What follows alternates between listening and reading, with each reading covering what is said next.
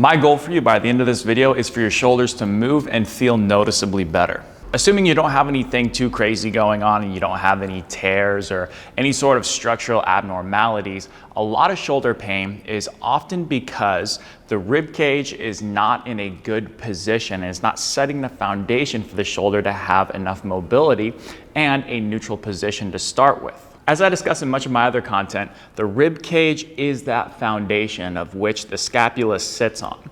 Now, in order for the scapula to have mobility and range of motion to do what it needs to do to accommodate movement of the arm, we need to have the ability for the scapula, which is this concave structure, this rounded structure, to be able to glide on a convex rib cage. A lot of the times, if there's tightness or compression of that back rib cage or the front rib cage, that is going to throw off the mechanics of the scapula. You're not going to be able to get enough gliding, and then you're going to lose mobility at your arm and your shoulder joint. And now you're gonna have to look for compensatory range of motion to do what you wanna do. So when someone comes to me with shoulder pain, the first thing I check is how good of a position is your rib cage in. Many people with shoulder pain are going to present with flared lower ribs. So their ribs are going to look something like this.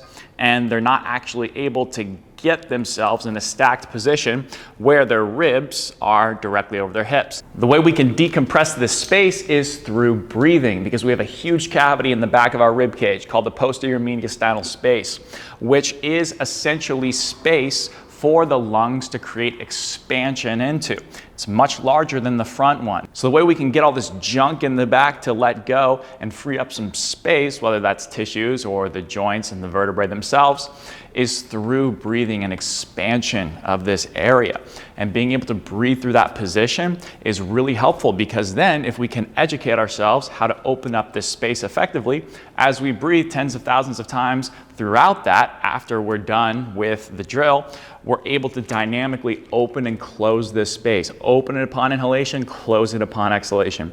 That way we're not just stuck pushing air, if our ribs are flared in that position, forward into our lower ribs and belly. We want to be able to get expansion of the rib cage 360 degrees in all angles. So the first two drills are going to open up space in the rib cage. The first is going to be one for the back rib cage. The next one's going to be for the front rib cage opening. Now, I recommend you do them in this order because it's most likely going to have the most amount of success for you if you do it this way. Before you do this first one, let me make it of the utmost importance that two things need to be taken into consideration above everything else. Number one, chill and relax. Many people that want to improve the mobility of their shoulders, or they want to just, feel like they're accomplishing something, try really, really hard, and then they tighten everything up because they're trying to accomplish something, but more isn't better. More effort isn't better. We want to relax. We want to open up space and have that be a safe position for the body to move into and to accept those changes over a period of time. On a scale from 1 to 10, I literally want you to try about a 3 out of 10 on these exercises. As long as you're feeling the right things I'm talking about, you're doing great. The biggest mistake you can make is trying too hard, which will reflexively tighten stuff up. And the other thing is that the breathing is foundational. We need to be able to get a full exhale, nice and relaxed, like we just mentioned, and then we need to get a full inhale on top of that. But in order for us to do that, we have to stay relaxed and we have to make sure we exhale long enough. So if you want to practice this before you get into the drills, take your hands, link them on your low ribs nice and tall, and just sigh the air out. Sigh it out for about 5 to 10 seconds, like this.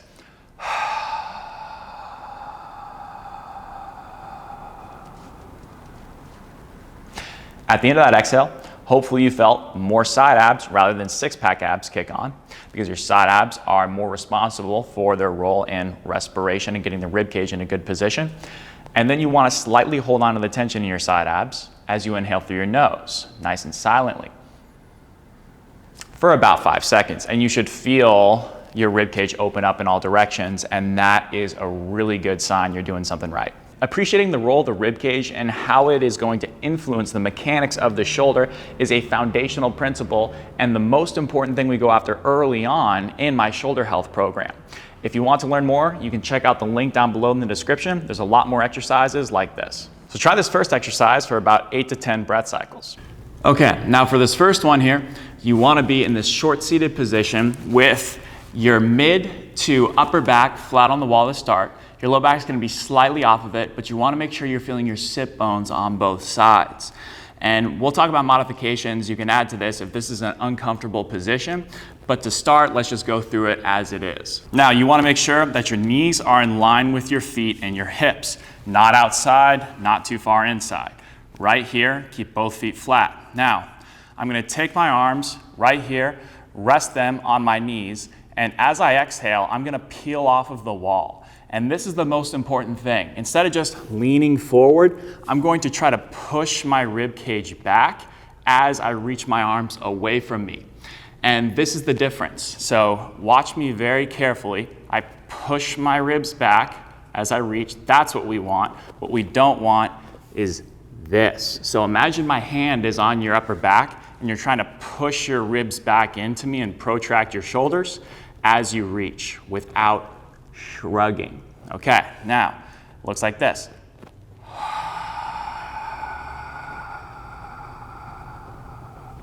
Full exhale, just like we talked about.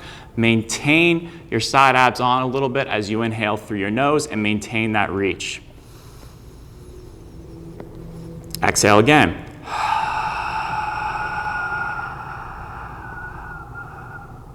Now I'm maintaining that slight reach as I inhale because I don't want to sit up. People are going to want to sit up here because they want to shove air into their bellies and not their back rib cage, which is that usually compressed space.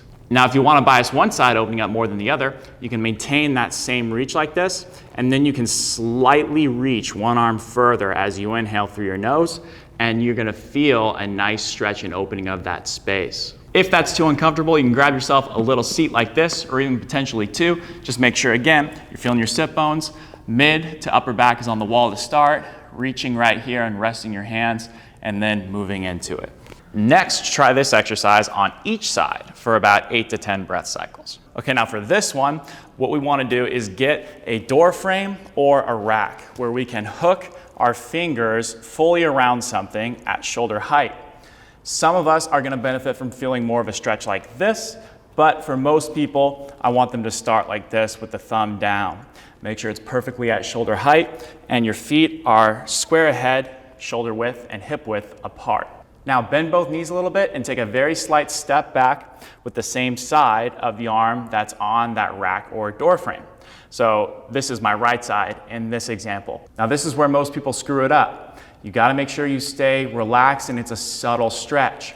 So round your back, flex your back, and then staying heavy on your left foot and heel, or whatever is the opposite side, gently lean back and turn into it just a little bit, right about here. That's enough for me to feel a stretch in my lat here, all the way down through my back right here.